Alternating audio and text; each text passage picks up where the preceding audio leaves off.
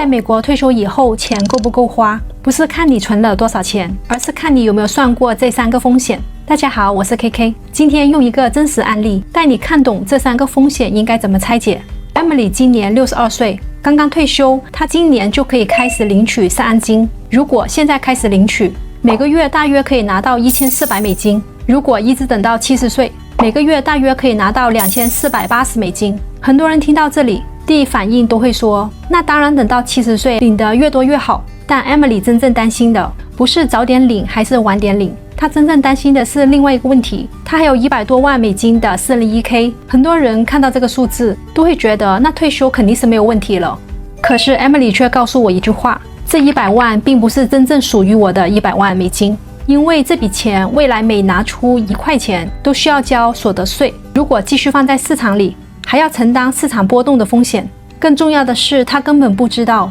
如果自己真的活到90岁甚至100岁，这笔钱到底能不能陪他走完整个退休生活。所以当很多人退休以后第一件事情就是申请社安金的时候， Emily 反而停了下来。她没有着急的去领社安金，也没有把退休账户全部放在市场里等待上涨。她开始重新规划自己的退休收入，因为她发现退休后真正需要面对的并不是只有一个问题，而是3个几乎每个人都会遇到的风险。第一个是长寿风险，第二个是市场风险，第3个也是很多人最容易忽略的税务风险。真正改变 Emily 退休规划的就是这3个问题。Emily 最大的担心其实不是现在少领1000美金，而是未来30年甚至40年的退休生活，随着物价不断的上涨，今天觉得够花的钱，20年以后就很可能已经不够用了。房屋保险和地税几乎每年都在上涨，医疗费就更不需要说，随着年龄的增长只会越来越多。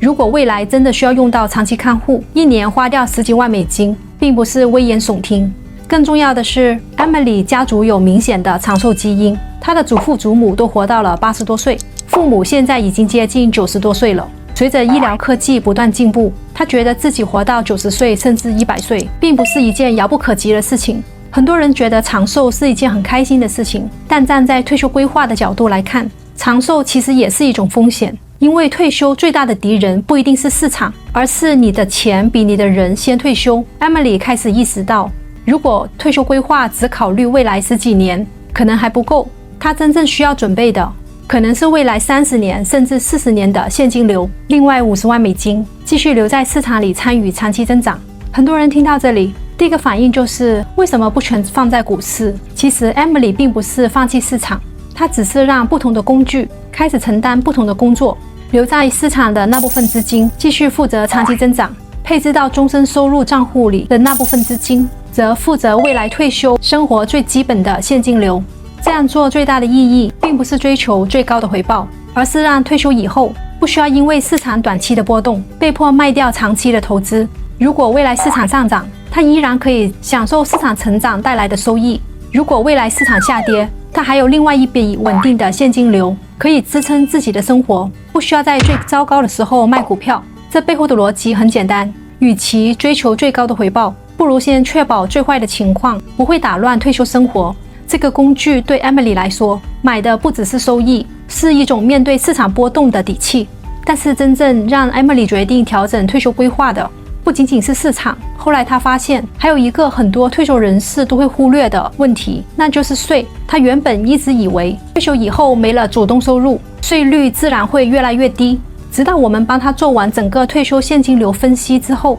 他才发现事情并没有那么简单。因为401k 的钱只是延税，越晚提领税负会越来越重。如果未来开始领取社安金，加上75岁开始的 RMD 以及其他的退休收入，很多退休人士反而在退休以后进入更高的税负状态，因为在工作时候能够抵税的类目全部消失了。 Emily 这时候才意识到，退休规划并不是等到退休以后才开始提款，真正重要的是退休以后每一笔收入应该什么时候开始，每个账户应该什么时候打开。真正改变 Emily 退休规划的是她开始明白一件事情，退休规划的不只是资产，更是未来几十年的税率。我们当时问了她一个问题，如果你今天开始领取社安金，你会觉得未来的税会越来越少还是越来越多？ Emily 当时毫不犹豫地回答，当然越来越少，因为我已经退休了。但真正把他的退休收入放进模型以后，他才发现现实是相反的。如果他62岁就开始领取失安金，每个月虽然可以马上拿到$1400，但是随着未来开始领 401k、75岁后开始的 IMD， 再加上投资收入，这几笔收入叠加在一起，结果会因为退休收入的全部叠加，又没有抵税的类目，导致自己的税负越来越高。现在追求的不再是今年少交一点税，而是未来20-30年把整体税率压到最低。另外还有一个很多人没有想到的优势，退休以后 Emily 把这笔钱转到自己名下的 IRA， 这种操作起来更有弹性。她把 IRA 的资产分成2个部分，一部分继续投资股票，另一部分配置了终身收入保障的账户。Emily 并没有把全部资产都放在同一个类型的账户里，这样做不只是为了现金流，更重要的是，当她在做 Roth Conversion 的时候，大了很多的灵活性。举个例子，如果某一年市场大幅下跌，他反而可以利用资产价值下降的时候，优先转换股票里的 IRA，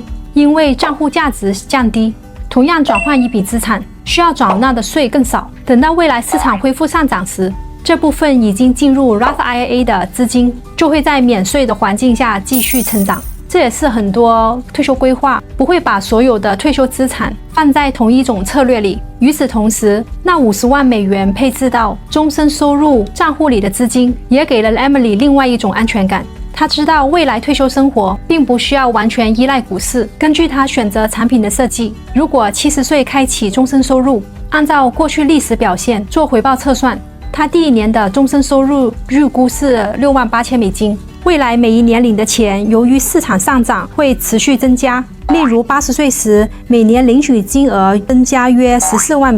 如果到了90岁的时候，年收入已经到了$35万一年。值得说明的一点是，如果在 Emily 开启终身收入之前就把这本金的税交完，未来领取的都是终身的免税收入。这里需要特别说明，这些数字属于历史表现推算，并不是未来保证收益。真正保证的是未来收入可以持续领取，哪怕活到120岁也会一直有钱花。对于 Emily 来说，这一点比单纯追求高投资回报更重要，因为她真正想解决的问题已经不是今年能赚多少钱，而是如果自己真的能活到95岁、100岁，还有没有稳定的现金流。另外，2026年还有一个值得退休人士关注的新变化。65岁以上的人士新增了 Senior Deduction， 符合条件的人每人可以最高增加$6000的扣除额度，夫妻联合报税最高可以达到$12,000。虽然这项新政策不会解决失安金的税负问题，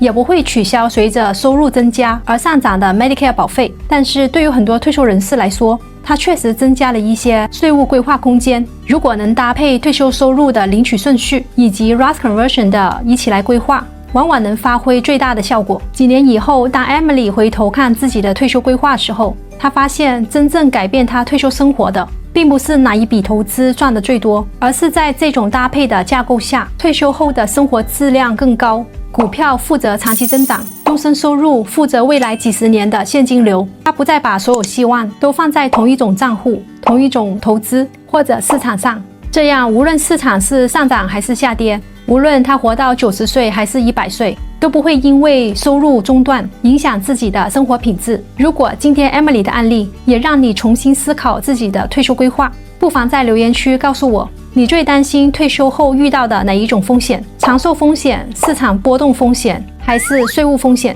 我是 KK， 咱们下期见。